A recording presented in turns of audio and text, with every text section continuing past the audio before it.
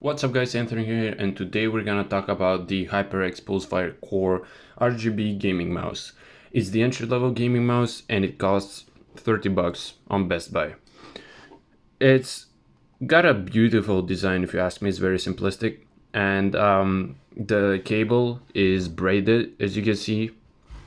It's got 7 programmable buttons, these, and 2 on the side, and it's got an RGB logo right here, which is fully programmable to which color you want it, and some different presets and different styles, which we're gonna go over later in the video. So this mouse has a fairly large size. As you can see, I have a large hand, relatively large hand, and it fits me perfectly. So for those people that are afraid it might be too small, they're probably not, unless you have freakishly large hands. It's got up to 6200 DPI, and it's got 3 presets which are controlled by these, and you can increase or decrease the value of those presets in the Ingenuity software, which we're gonna go over later. The plastic is nothing too fancy, it's nothing too sturdy, it's just a basic plastic, but that's what you would expect from a $30 mouse. You wouldn't expect anything more. In my opinion, for the amount of money you pay, I think it's more than decent. And this is what it looks like on each side. I've been using it for quite a while now, and I think that it's a purchase that is worth it. This is how it sounds. So I've been using it for over a year, and I think that you should go for it, considering that it's cheap and it's got all the DPI you need. Buttons are easy to click, and there's no input lag, and it is something that I've been very happy with using for such a long period. It's durable. I've had no issues with it so far, and it doesn't get dirty unless there are finger stains on it, but that's about it. Yeah, so let's dive into the software right now and let's see how it goes. All right, so this is what the software looks like, the Ingenuity software.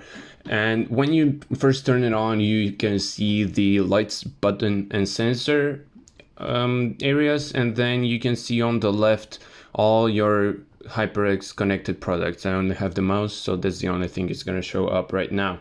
And over here we can see the brightness, rolling rate, and the preset. Now let's look into the lights. This choose triggered effect means that whenever you click something on the mouse rather, it's gonna do some kind of fade in and fade out of the lighting. So let's just demonstrate it right here. It's selected for red color, speed, let's set it to 50, and just look at this right here. When I click something, it comes up and it goes out. Here you can see it in real life. Fades in, fades out. So that's the only effect that you can add that's gonna trigger on click. There are 3 other effects. The solid is just basic color, which you can choose right here on this color wheel. You can increase or decrease the brightness by moving the slider over here.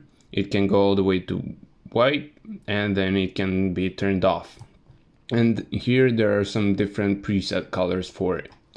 Now the next one is a cycle. The cycle basically goes through all of the colors. You can choose the order of the colors by clicking on this wheel, so you can have only a few colors.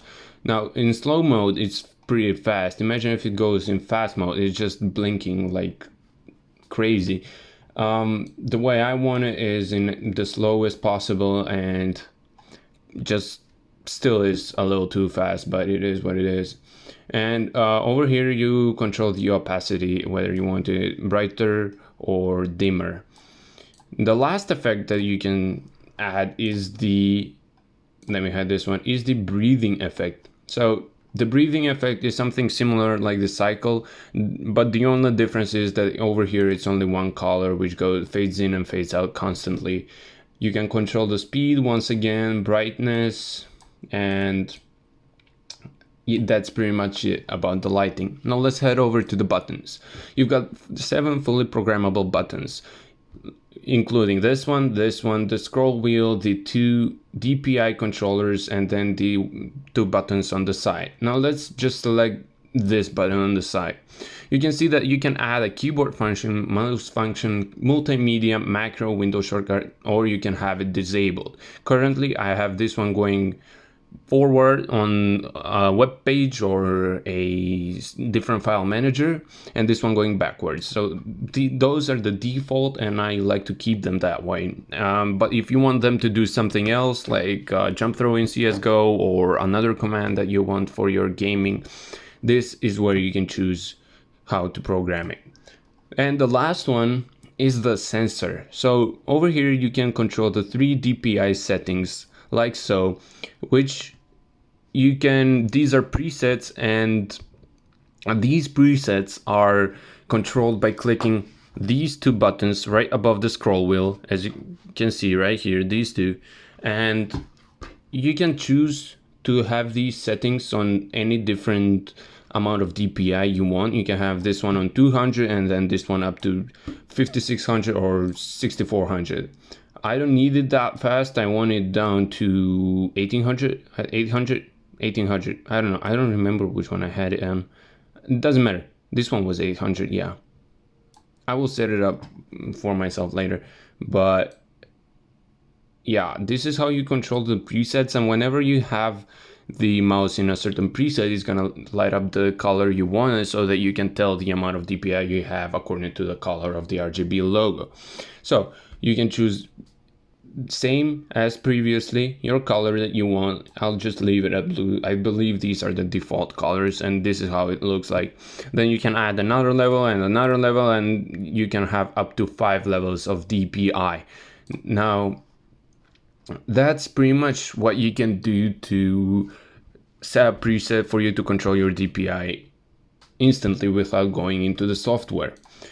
Now, if you click on brightness right here, it just shows you the brightness slider. It's nothing too crazy. The rolling rate can be decreased down to 125 Hertz. The basic one is 1000 Hertz. And then the presets, I'm sorry about that. The presets are 2 presets, which are, this one is the one that I'm using. So it sets up the DPI, the buttons programming, and then the lighting effects. And then there's another preset. No, cancel.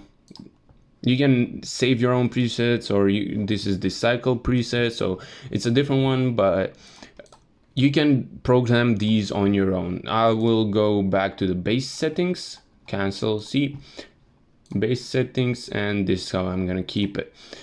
That's it for the software. Overall, what I can say about this mouse is that I'm extremely happy with it. Sorry about the light right there.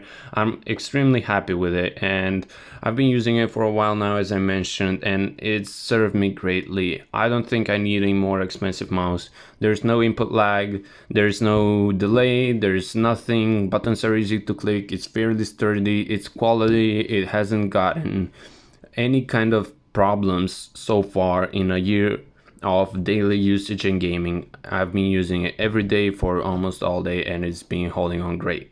I think it's a worth it purchase. Thank you guys for watching, and I'll see you next time.